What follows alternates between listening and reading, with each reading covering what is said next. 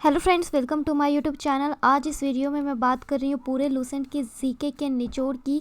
ये आपका 18वां पार्ट है। इसके पहले हमने इसके 17 पार्ट अपलोड करके रखा है, तो जिन लोगों ने वो 17 पार्ट नहीं देखा है वो हमारे चैनल के वीडियो लिस्ट में जाकर ज़रूर से ज़रूर देख लीजिए।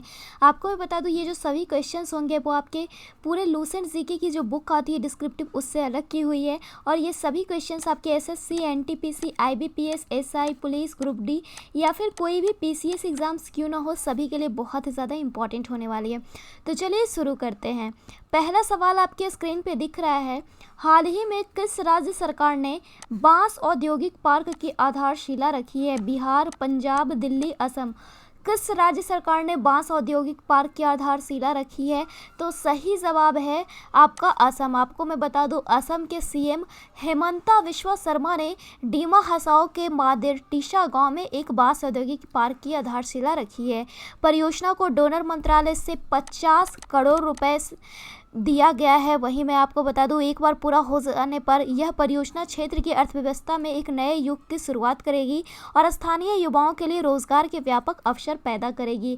नेक्स्ट है सवाल नंबर 2। अमेरिका में चीन के नए राजदूत के रूप में किसे नियुक्त किया गया है?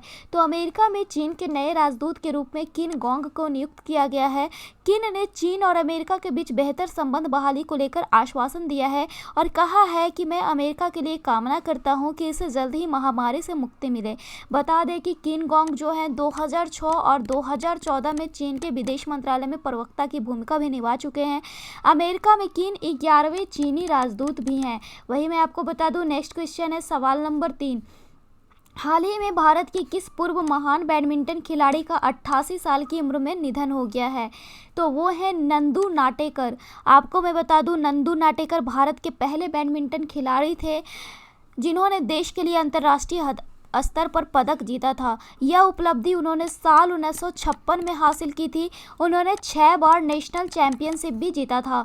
नेक्स्ट है सवाल नंबर 4। विश्व प्रकृति संरक्षण दिवस निम्न में से किस दिन मनाया जाता है? तो यह 28 जुलाई को मनाया जाता है। यह दिन प्रकृति और पर्यावरण के महत्व का प्रतीक है। धरती को बचाने में संसाधनों के संरक्षण की महत्वपूर्ण भूमिका होती है। उसकी प्राकृतिक सुंदरता में संतुलन प्रकृति के कई हिस्सों जैसे पानी, हवा, मिट्टी, मिनरल्स, वनस्पति, पशु पक्षियों को संरक्षित कर किया जा सकता है। विश्व प्रकृति संरक्षण दिवस मनाने का उद्देश्य उन जानवर और पेड़ों का संरक्षण करना है जो पृथ्वी के प्राकृतिक पर्यावरण से विलुप्त होने के कगार पर है। आपको मैं बता दूं, डेली यहाँ पे पहले 5 आपके करंट अफेयर्स होते हैं, उसके बाद जीके क्वेश्चंस की शुरुआत होती है, क्योंकि करंट अफेयर्स कि आपकी एग्ज़ाम में बहुत ही ज़्यादा वैल्यू होती है। नेक्स्ट है हमारा सवाल नंबर 5। आइए देखते हैं। कह रहा है किस देश के एक वैज्ञानिक ने एक प्रायोगिक परमाणु रिएक्टर की योजना का खुलासा किया जिसे ठंडा करने के लिए पानी की आवश्यकता नहीं होती है? किस देश के वैज्ञानिक ने प्रायोगिक परमाणु रिएक्टर की योजना का खुलासा किया है जिसे ठंडा करने के लिए पानी की आवश्यकता नहीं होती है? तो वह है चीन। यह रिएक्टर यूरेनियम के बजाय तरल थोरियम पर चलेगा और पारंपरिक रिएक्टरों की तुलना में अधिक सुरक्षित होने की उम्मीद भी जताई जा रही है। थोरियम एक रेडियोधर्मी धातु है। यह यूरेनियम की तुलना में अधिक प्रचुर मात्रा में और काफ़ी सस्ता भी है। अब बात कर लेते हैं लूसेंट जीके के क्वेश्चंस की। सवाल नंबर 6। एजरा कप का संबंध किस खेल से है? तो एजरा कप का संबंध पोलो से है। इसका आयोजन कोलकाता पोलो क्लब द्वारा प्रतिवर्ष किया जाता है। तो आपसे पूछा जा सकता है एजरा कप का आयोजन किसके द्वारा किया जाता है? तो कोलकाता पोलो क्लब के द्वारा प्रतिवर्ष किया जाता है। प्रथम एजरा कप टूर्नामेंट का आयोजन वर्ष 1880 में किया गया था। नहीं है। कौन से उद्यान या गार्डन को कहा गया था कि यह वास्तव में उद्यान नहीं है? तो वह है कोलकाता का ईडन गार्डन, क्योंकि यह उद्यान नहीं जबकि क्रिकेट स्टेडियम है। नेक्स्ट है सवाल नंबर 8। पहले राष्ट्रमंडल खेल वर्ष 1930 में कहाँ आयोजित किए गए थे? तो सबसे पहला राष्ट्रमंडल खेल जो है वर्ष 1930 में हुआ और यह हैमिल्टन कनाडा में आयोजित किया गया था। आपको मैं बता दूं, प्रथम राष्ट्रमंडल खेल को ब्रिटिश एम्पायर गेम्स के नाम से भी जाना जाता है और इसका आयोजन जो है 16 से 23 अगस्त 1930 में हुआ था। नेक्स्ट है सवाल नंबर 9। क्रिकेट की गेंद को किस कोण से मारा जाना चाहिए ताकि वह अधिकतम 36 दूरी तक जा सके? तो मैं आपको बता दूं, क्रिकेट की गेंद को अगर 36 से 45 डिग्री के कोण पर मारेंगे तो यह अधिकतम 36 दूरी तक जाएगा। सवाल नंबर 10, अंतर्राष्ट्रीय स्तर पर एक दिवसीय क्रिकेट में 200 विकेट लेने वाला पहला व्यक्ति कौन था? तो अंतर्राष्ट्रीय स्तर पर एक दिवसीय क्रिकेट में 200 विकेट लेने वाला पहला व्यक्ति था Kapil Dev, option number A. और इन्होंने यह विकेट 22 अक्टूबर 1991 को शारजाह में लिया था। नेक्स्ट है सवाल नंबर 11, जवाहर रोजगार योजना का उद्देश्य क्या है?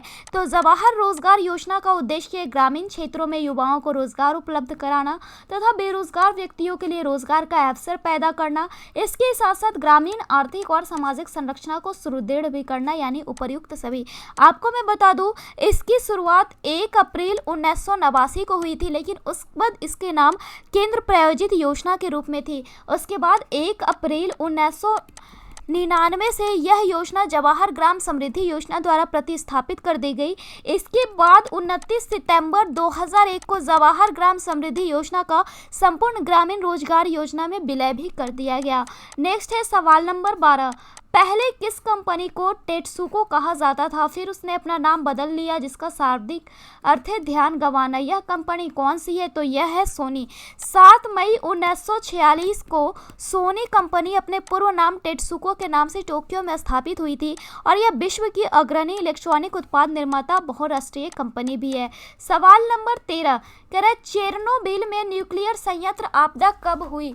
तो चेरनोबिल में न्यूक्लियर संयंत्र आपदा जो है वर्ष 1986 में हुई और यह 26 अप्रैल 1986 में हुई और यह यूक्रेन में हुई थी। आपको मैं बता दूं, इस घटना में 5 लाख कर्मचारी प्रभावित हुए थे। नेक्स्ट है सवाल नंबर 14, प्रथम भारतीय उपग्रह कौन सा था? तो प्रथम भारतीय उपग्रह था आर्यभट्ट। इसका प्रक्षेपण तत्कालीन सोवियत संघ के प्रक्षेपण केंद्र से स्पुतनिक यान से कास्मास 3M प्रक्षेपण यान द्वारा 19 अप्रैल 1975 को किया गया था। नेक्स्ट है सवाल नंबर 15, कह रहे सवाल नंबर 15, परमाणु ऊर्जा आयोग का गठन कब हुआ था? तो परमाणु ऊर्जा आयोग का गठन जो है यह अगस्त 1948 में हुआ था। यह भारत सरकार के परमाणु ऊर्जा विभाग के अधीन संचालित एक शासी निकाय है और इसके अध्यक्ष जो हैं वो अभी फिलहाल की बात करें तो श्री कुमार बनर्जी हैं।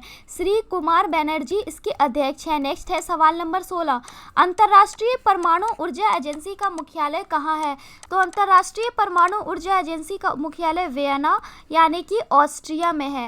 इसकी स्थापना की बात करें तो जुलाई 1957 में हुआ था और इसके अध्यक्ष वर्तमान में युकिया अमानो हैं।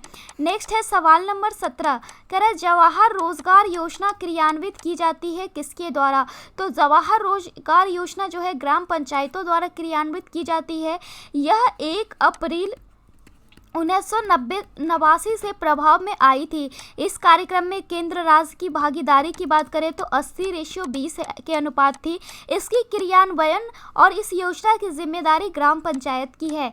नेक्स्ट है सवाल नंबर 18, एडम स्मिथ के अनुसार कौन सा कराधान का नियम नहीं है? तो मैं आपको बता दूं, एडम स्मिथ ने बताया था 1776 में एक पुस्तक उन्होंने लिखी थी जिसका नाम था द वेल्थ ऑफ नेशन।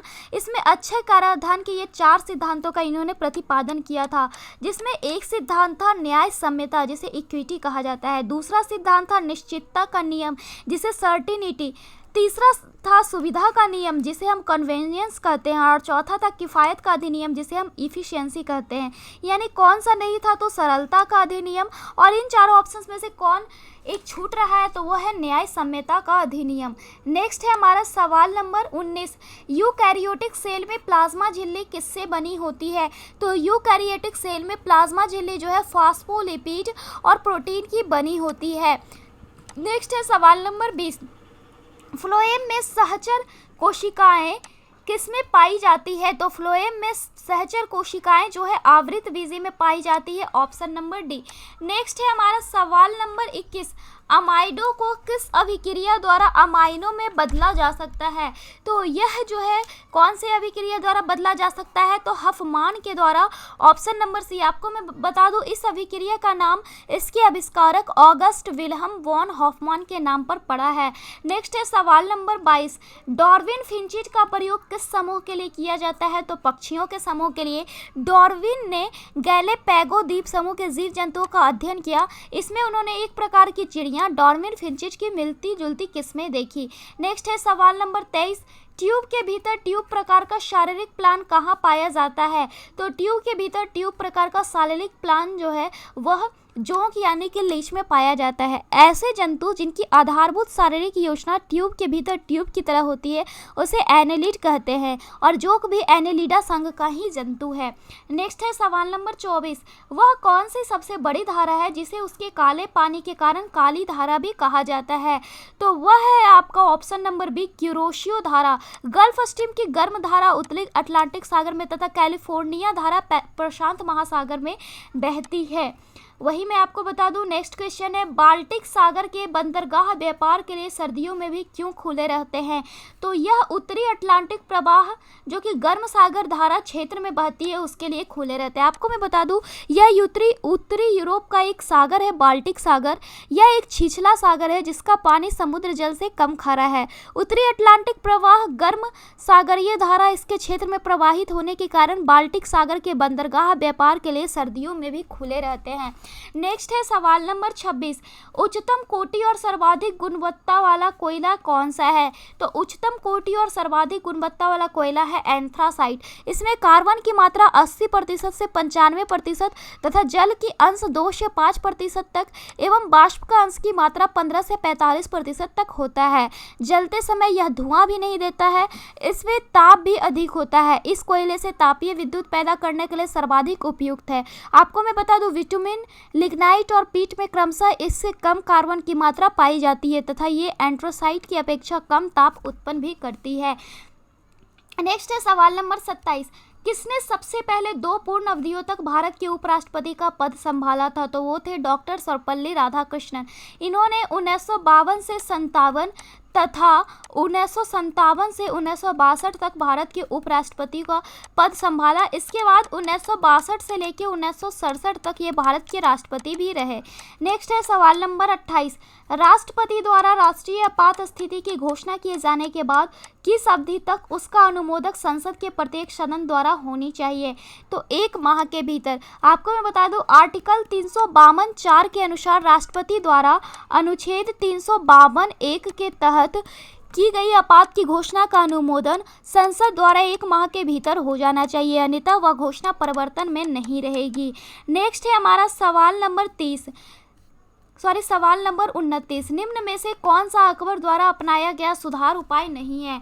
तो आपको मैं बता दूं, दाग, मनसबदारी प्रणाली, जब्ती, ये सभी अकबर द्वारा अपनाया गया है, जबकि इक्ता प्रणाली को जो है सल्तनत काल में इल्तुतमिश के द्वारा अपनाया गया था।